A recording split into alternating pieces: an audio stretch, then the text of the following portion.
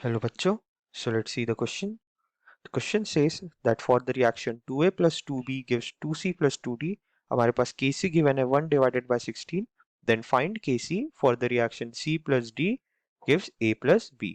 यानी we have to find Kc for this reaction. आइए solution start करते हैं हमारे key concept से. हमारा key concept यहाँ पे equilibrium constant ही रहेगा.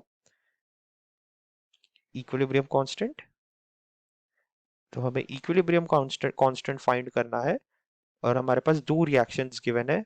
सो उन दो रिएक्शंस में हम क्या चेंजेस लाएंगे और कैसे करेंगे वही हमें जानना है. फर्स्ट ऑफ ऑल हम रिएक्शंस लिख लेते हैं अच्छे से.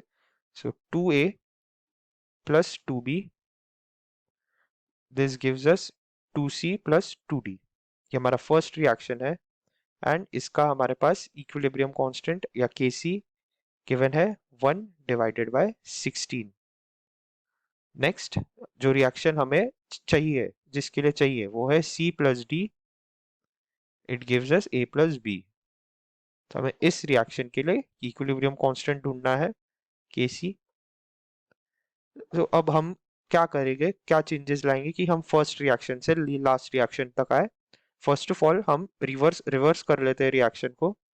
Reversing first reaction, we will get that 2c plus 2d, it gives us 2a plus 2b. हमने रिवर्स क्यों किया? क्योंकि c और d रिएक्टेंट साइड है and a plus b product side है, दैट्स वाई. सो जब हम रिवर्स करेंगे तो जो Kc की ओरिजिनल वैल्यू है हम इसे Kc1 मान लेते हैं. इट विल बी, अगर हम रिवर्स कर रहे हैं तो ये मल्टीप्लिकेटिव इनवर्स हो जाएगा, यानी 1 डिवाइडेड बाय Kc हो जाएगा. और हमारा Kc की वैल्यू 1 डिवाइडेड बाय 16 ही है. सो अल्टीमेटली Kc1 की वैल्यू 16 आ जाएगी. नाउ अब हमारे पास ये 2 हटाना है. So now we will multiply by 1 by 2. Multiply by 1 divided by 2.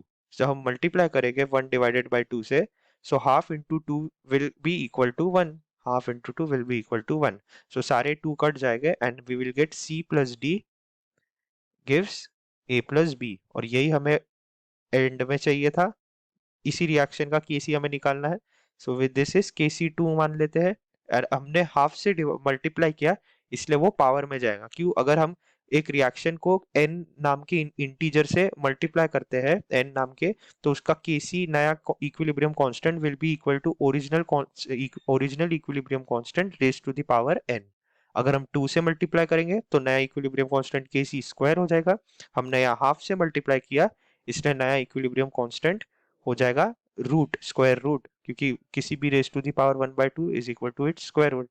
सो यहाँ पे Kc1 का स्क्वायर रूट हो जाएगा which is square root of 16 और सिंपली 4. तो हमारा आंसर आ चुका है and the answer is that equilibrium constant or Kc for the reaction is 4.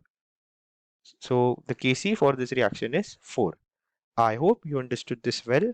All the best.